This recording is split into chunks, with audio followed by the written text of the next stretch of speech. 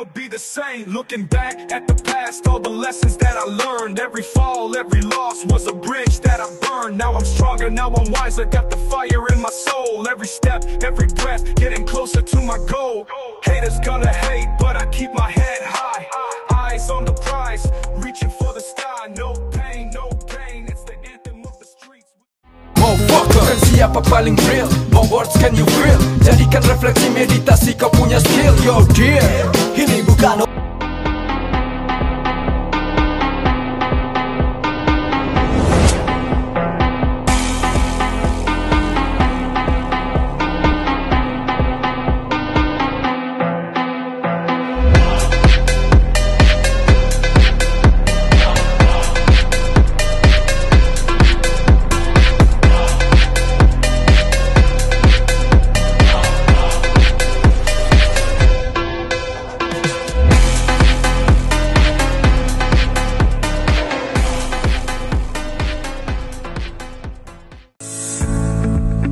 Assalamualaikum warahmatullahi wabarakatuh.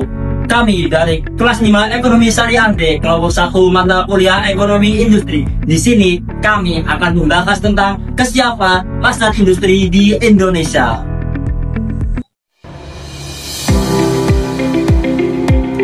Indonesia sedang bergerak menuju ke babak baru di tengah derasnya arus globalisasi dan perkembangan teknologi yang semakin pesat. Industri nasional di Indonesia dituntut untuk semakin siap bersaing menghadapi industri global dari sektor manufaktur, teknologi hingga ekonomi digital.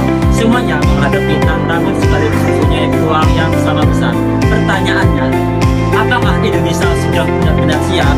Nah, di dalam video ini kita akan menelusuri bagaimana kesiapan pasar industri di Indonesia, apa saja tantangan yang harus dihadapi, serta peluang usaha yang bisa dimanfaatkan untuk menciptakan masa depan yang lebih maju.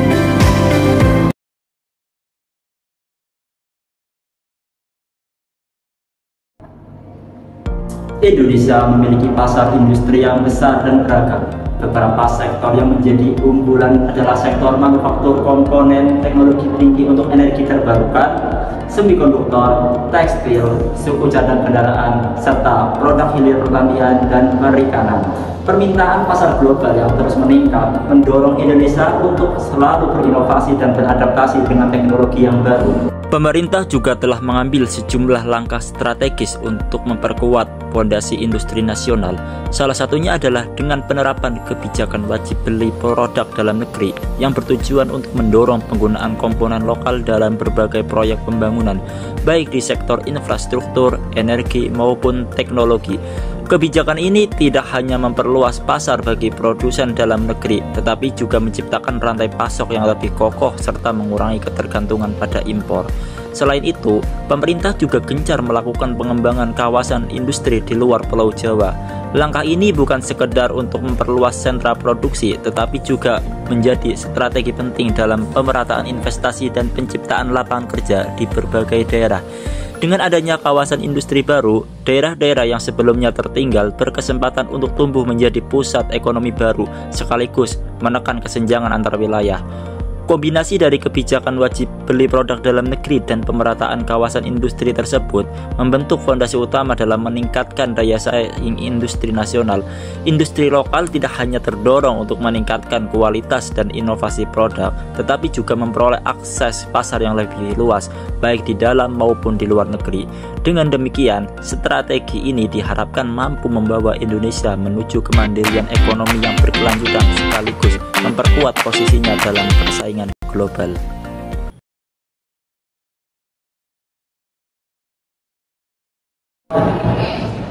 Sebagai contoh nyata, industri semikonduktor di Indonesia berkembang pesat seiring dengan perubahan geopolitik global. Saat produsen Amerika dan Cina mencari alternatif lokasi produksi yang strategis, Indonesia menjadi pilihan karena kedekatan dengan bank dan pasar regional.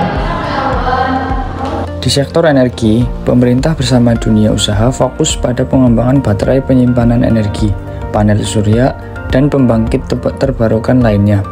Dukungan berupa insentif, regulasi yang lebih mudah, serta infrastruktur pendukung menunjukkan keseriusan Indonesia dalam bertransformasi menuju ekonomi hijau yang berkelanjutan.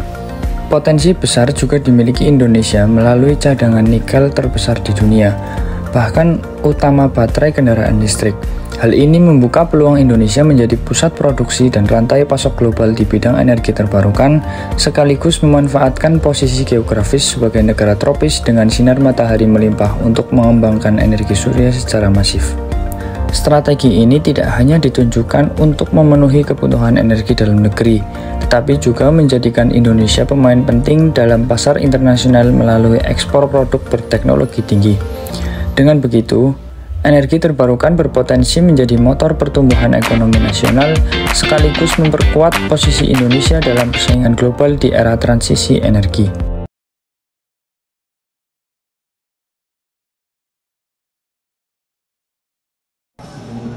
Tentu, perjalanan ini tidak tanpa hambatan. Salah satu tantangan pertama adalah perlambatan industri manufaktur yang sempat terdampak oleh resesi global, sehingga indeks kepercayaan pelaku industri menurun. Selain peluang yang dimiliki, industri nasional masih dihadapkan pada sejumlah tantangan serius. Salah satunya adalah ketergantungan pada bahan baku impor yang membuat proses produksi rentan terhadap fluktuasi harga global dan kebijakan perdagangan internasional. Kondisi ini membatasi kemandirian industri sekaligus memperlemah daya tawar Indonesia di tengah kompetisi global. Di sisi lain, keterbatasan infrastruktur dan kualitas sumber daya manusia juga menjadi hambatan yang nyata. Distribusi infrastruktur yang belum merata membuat biaya logistik tinggi, terutama di wilayah luar Jawa. Sementara itu, keterampilan tenaga kerja yang belum sepenuhnya sesuai dengan kebutuhan industri modern menghambat peningkatan produktivitas. Tanpa perbaikan dalam kedua aspek ini, sulit bagi Indonesia untuk mencapai pertumbuhan industri yang inklusif dan berkelanjutan. Tidak kalah penting, industri dalam negeri juga menghadapi serangan produk impor ilegal dengan harga murah.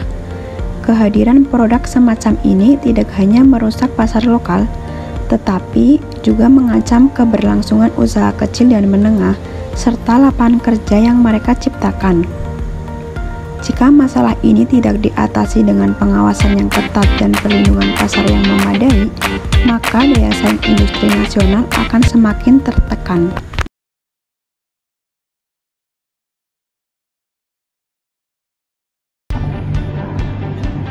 Meskipun Indonesia menghadapi banyak tantangan, Indonesia masih memiliki peluang besar. Pemerintah berkomitmen dalam kebijakannya seperti reformasi, sertifikasi, tingkat komponen dalam negeri, dan regulasinya untuk mempermudah berusaha. Lebih dari itu, pengembangan 24 kawasan industri prioritas di Jawa menjadi wujud nyata pemerataan pembangunan ekonomi. Kehadiran kawasan-kawasan ini bukan hanya memperluas pusat pertumbuhan baru, tapi juga menjadi motor penggerak inovasi, investasi, dan penciptaan lapangan kerja di seluruh penjuru Nusantara. Dengan strategi ini, Indonesia tidak hanya berfokus pada pertumbuhan ekonomi, tetapi juga memastikan bahwa kemajuan bisa dirasakan secara merata oleh masyarakat dari Sabang hingga Merauke.